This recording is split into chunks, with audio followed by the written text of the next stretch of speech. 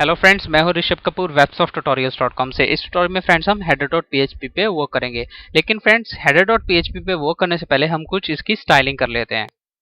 Means right now ये बिल्कुल blank लग रहा है, तो हम इस पे एक बैकग्राउंड इमेज ऐड करते हैं। तो उसके लिए मैं लिखता हूँ बॉडी टैग style.css में जाके और इसको मैं एक बैकग्राउंड इमेज लगाता हूँ। तो बैकग्राउंड इमेज मेरे डेस्कटॉप पे है, तो मैं इसको यहाँ पे एक इमेजेस नाम का फोल्डर बना लेता हूँ और उसको यहाँ पे रख लेता हूँ। आप कोई भी बैकग्राउंड इमेज यूज कर सकते हैं या आप स्टाइल शीट के थ्रू अगर आप बॉडी को कोई बैकग्राउंड कलर देना चाहते हैं तो आप वो भी दे सकते हैं। ये आपकी चॉइस है कि आप डिजाइन कैसा रखना चाहते हैं। आप खाली फंक्शनैलिटी मीन्स कोड मेरा यूज करेंगे, डिजाइनिंग आप अपनी यूज करेंगे जैसा भी आप डिजाइन बनाना चाहते हैं। तो मैं लिखता हूँ यहाँ पे बैकग्राउंड इमेज URL और यह इमेजेस फोल्डर के अंदर बॉडी बैक डॉट JPG, ये JPG इमेज है। उसके बाद बैकग्राउंड रिपीट, मैं इसको रिपीट X कर देता हूँ और मैं फॉन्ट फैमिली एरियल, बॉडी का मार्जिन 0 और पैडिंग 0 और इसी तरह से मैं जितने भी टैग्स हैं उनकी मार्जिन और पैडिंग 0 सेट कर देता हूँ। फ्रेंड्स अगर हम अभी इस पे जाएंगे रिफ्रेश करेंगे तो कुछ भी नहीं होगा, कोई भी स्टाइलिंग नहीं होगी, क्योंकि अभी हमने स्टाइल शीट को index.php में मींस हेडर के अंदर हेड सेक्शन के अंदर इंक्लूड नहीं किया है। फ्रेंड्स मोस्टली हम स्टाइल शीट को कैसे ऐड करते हैं, हम हाइपरलिंक रेफरेंस में खाली स्टाइल डॉट मीन्स अगर हम सिंपल वे में इसको ऐड करेंगे तो हम खाली स्टाइल डॉट CSS लिखेंगे। लेकिन अगर आप इसको वर्डप्रेस में करना चाहते हैं, अगर आप इसको पूरा वर्डप्रेस की तरह करना चाहते हैं तो इसका एक डिफरेंट वे है। तो उसके लिए हम लिखेंगे PHP टैग सबसे पहले। उसके बाद PHP टैग्स के अंदर मैं लिखूंगा ब्लॉग इन्फो। ये एक फंक्शन है वर्डप्रेस का जिसके बारे में आपको अभी थोड़ी देर में बताऊंगा ये किस लिए यूज किया जाता है। तो मैं यहाँ पे लिखता हूँ stylesheet_URL। तो मैं ब्राउजर में जाऊंगा, रिफ्रेश करूंगा तो आप देखेंगे स्टाइल शीट ऐड हो गई। अगर मैं इसका सोर्स चेक करता हूं तो आप देखेंगे लिंक रेफरेंस और हाइपरलिंक रेफरेंस में ये स्टाइल शीट इंक्लूड हो गई। अब मैं फ्रेंड्स आपको बताता हूं ये ब्लॉग इन्फो फंक्शन क्या है। तो मैं ब्राउजर में जाता हूं तो मैं आपको बताता हूं यह blog info function. Blog info function क्या करता है, it displace information about your site. Means हमारे साइट के बारे में इंफॉर्मेशन डिस्प्ले करता है, mostly gathered from information you supply in user profile और जनरल सेटिंग्स। मीन्स जो हम जनरल सेटिंग्स या यूजर प्रोफाइल में इंफॉर्मेशन रखते हैं ये उसको कलेक्ट करता है और शो करता है। जैसा कि हम name display the site title description, ये डिस्प्ले करता है टैग लाइन। मीन्स जैसा कि हम सेटिंग्स में जाते हैं जनरल में तो नेम डिस्प्ले करेगा साइट टाइटल, जैसा कि यहाँ पे लिखा हुआ है डिस्क्रिप्शन शो करेगा टैग लाइन। यहाँ इसी तरह से हम और इसको कई तरीके से यूज कर सकते हैं। जैसा कि यहाँ पे आप देख सकते हैं फ्रेंड्स चार सेट राइट नाउ है, हमने यहाँ पे ये स्टैटिक लिखा हुआ है। लेकिन अगर आप वर्डप्रेस पे काम करना चाहते हैं तो मैं आपको ये सजेस्ट करूंगा कि हर चीज डायनामिक लिखें। तो हम इसको भी ब्लॉग इन्फो फंक्शन के थ्रू सेट कर सकते हैं। तो मैं लिखता हूँ ब्लॉग इन्फो। तो मैं यहाँ से चार सेट को कॉपी करता हूँ, पेस्ट करता हूँ, रिफ्रेश। अब मैं सोर्स चेक करूंगा तो आप देखेंगे चार सेट UTF-8 आ गया। मीन्स जो भी आपने करेक्टर सेट किया होगा। इसी तरह से आप नेम डिस्क्रिप्शन वर्जन चेक कर सकते हैं, आप कौन सा वर्जन यूज कर रहे हैं। स्टाइल शीट URL जो हम यूज कर सके हैं, हम यूज कर चुके हैं। सपोज मैं नेम प्रिंट करना चाहता हूँ यहाँ पे साइट का, मैं जस्ट आपको डेमो के लिए बता रहा हूँ कि ब्लॉग इन्फो कैसे यूज कर सकते हैं किस किस तरह से। तो मैं लिखूंगा ब्लॉग इन्फो। मीन्स ये डिपेंड करता है कि आप इस ब्लॉग इन्फो फंक्शन को अपनी वेबसाइट पे कहाँ कहाँ यूज करना चाहते हैं। जैसे यहाँ पे मैं लिखूंगा नेम, मैं ब्राउजर में जाऊंगा, रीलोड करूंगा तो आप देखेंगे थीम डेवलपमेंट, जो नेम हमने साइट टाइटल यहाँ पे दिया हुआ है, क्योंकि यहाँ पे लिखा हुआ है name display the site title set in settings, जो हमने सेटिंग्स में सेट किया था। तो स्टाइल शीट अब हमने इंक्लूड कर ली, तो मैं इसको रिमूव कर देता हूँ। अब फ्रेंड्स हम क्या करेंगे, हम कोड को अपने डिवाइड कर देंगे। मीन्स जो हेडर का कोड है वो हेडर फाइल में चला जाएगा, फुटर का कोड हम फुटर फाइल में रख देंगे। तो कोड को रखने से पहले मैं कुछ टैग्स बना लेता हूँ यहाँ पे रैपर, जिसके अंदर सारी की सारी साइट मीन्स पूरी साइट का रैपर होगा। ये आप इसको कंटेनर या कुछ और भी नाम दे सकते हैं। उसके बाद रैपर, इस सबसे पहले रैपर के बाद ऊपर आएगा हेडर, लिखता हूँ हेडर। इसी तरह से बॉडी कंटेंट आप कोई भी नाम दे सकते हैं, मेन नाम दे सकते हैं, कंटेनर, या जो भी आप नाम देना चाहते हैं इसको।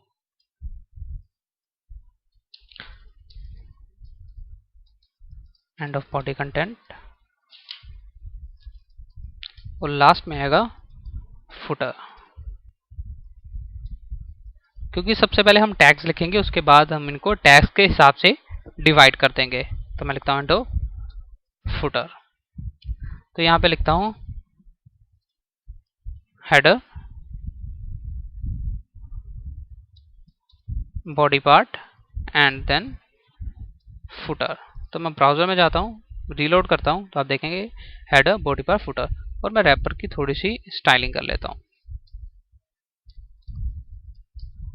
मैं विड्थ दे देता हूँ 980 पिक्सल्स। बॉर्डर में सेट कर देता हूँ 1 पिक्सल सॉलिड। और मैं इसका मार्जिन जो है ऑटो सेट कर देता हूँ, जिससे कि ये सेंटर में आ जाएगा। अब मैं रिफ्रेश करता हूँ तो आप देखेंगे ये है हमारा रैपर। तो सबसे पहले हेडर, बॉडी पार्ट और फुटर। अब हम इसको डिवाइड कर लेंगे। तो हम टॉप से कोड सिलेक्ट करना शुरू करेंगे, और जहाँ तक हेडर टैग क्लोज है हम इसको कट करेंगे यहाँ से और header.php में पेस्ट कर देंगे। इसी तरह से हम फुटर टैग से इसको सेलेक्ट करेंगे और जहाँ तक ये पेज खत्म होता है यहाँ से कट करेंगे और footer.php में ले आएंगे। लेकिन फ्रेंड्स अगर हम अब यहाँ पे जाएंगे तो कुछ भी डिस्प्ले नहीं होगा, ये खाली बॉडी पार्ट डिस्प्ले होगा, क्योंकि यहाँ पे ना तो इंडेक्स में ना तो हेडर है ना फुटर है। तो अब हम इसको इंक्लूड करेंगे। तो PHP में इंक्लूड करने का इसका एक डिफरेंट वे है। तो हम PHP टैग्स लिखते हैं, और सॉरी वर्डप्रेस में इसको इंक्लूड करने का एक डिफरेंट वे है। तो उसके लिए मैं PHP टैग्स लिखूंगा।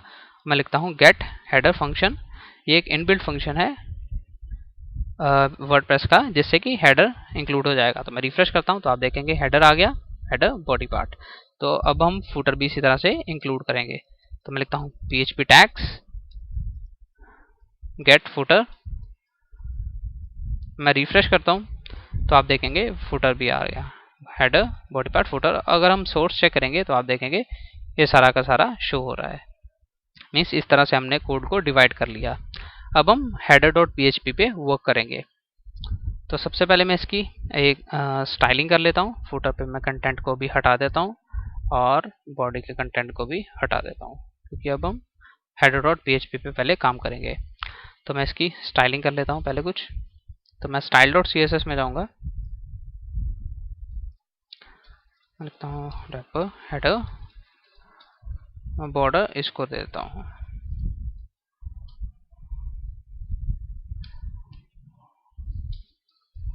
Margin top 50 pixels. मैं इसको 35 पिक्सल्स टॉप मार्जिन दे देता हूँ, 34 पिक्सल्स, और हाइट 100 पिक्सल्स। तो मैं ब्राउज़र में जाता हूँ, रीलोड करता हूँ, तो आप देखेंगे ये हमारा हेडर। तो हेडर का कोड हम यहाँ पे लिखेंगे। मैं हेडर का साइज थोड़ा एक और एक्सपेंड कर देता हूँ, क्योंकि यहाँ पे फिर मेन्यू भी आ जाएगा। तो मैं इसका साइज कर देता हूँ 130 पिक्सल्स। आई थिंक ये परफेक्ट रहेगा 140। तो यहाँ पे सबसे पहले आएगा लोगो, और राइट साइड पे हम जब विजेट्स के साथ काम करेंगे तो यहाँ पे हम एक विजेट एरिया बनाएंगे। तो अभी मैं इसको ब्लैंक रख देता हूँ। तो हेडर में सबसे पहले आएगा लोगो।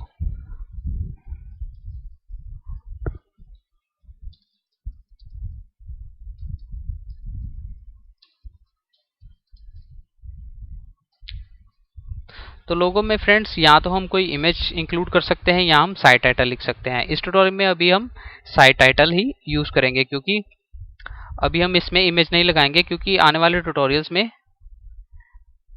हम कुछ कोड करेंगे जिससे कि हम लोगों को यहाँ से डायनामिकली सेट कर पाएंगे। तो अभी हम इसको खाली साइट टाइटल ही लोगों की जगह यूज करेंगे। तो मैं h2 टैग यूज करता हूँ, तो PHP, और अब हम फिर ब्लॉग इन्फो फंक्शन यूज करेंगे। ब्लॉग इन्फो से सबसे पहले मैं यहाँ पे नेम और h4 टैग यूज करता हूँ।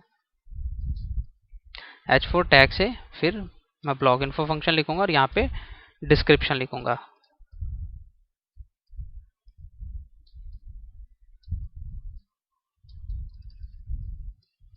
मैं रिफ्रेश करता हूँ तो आप देखेंगे text develop theme development sorry जो यहाँ पे लिखा, और दूसरा जस्ट अनदर वर्डप्रेस साइट। मैं यहाँ पे इसको टैगलाइन को चेंज कर देता हूँ। मैं साइट टाइटल दे देता हूँ websofttutorials.com और टैगलाइन में दे देता हूँ थीम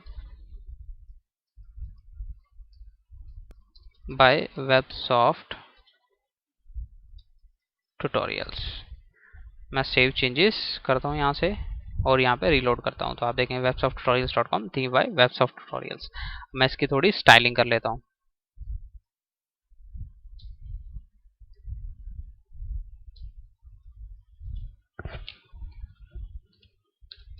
H2 टैग मैं कलर इसको दे देता हूँ FFF and margin top 10 pixels. तो मैं रिफ्रेश करता हूँ तो आप देखेंगे वेबसॉफ्ट ट्यूटोरियल्स। इसी तरह से H4 टैग की भी मैं स्टाइलिंग कर लेता हूँ। कलर आप कोई भी कलर दे सकते हैं, मीन्स मैं स्टाइलिंग पे इतना ध्यान नहीं दूंगा इस ट्यूटोरियल सीरीज में। मैं खाली आपको बताऊंगा कि कैसे आप वर्डप्रेस में थीम बना सकते हैं। स्टाइलिंग आप अपनी हिसाब से कैसे भी कर सकते हैं, लेकिन कोड आप मेरा ही यूज करेंगे। और इसको मार्जिन टॉप 20 पिक्सल्स दे देता हूँ। तो रहा ये साइट टाइटल और ये रहा डिस्क्रिप्शन। अब फ्रेंड्स हम यहाँ पे पेज का भी टाइटल सेट करेंगे। तो पेज का टाइटल सेट करने के लिए हम header.php में जाएंगे।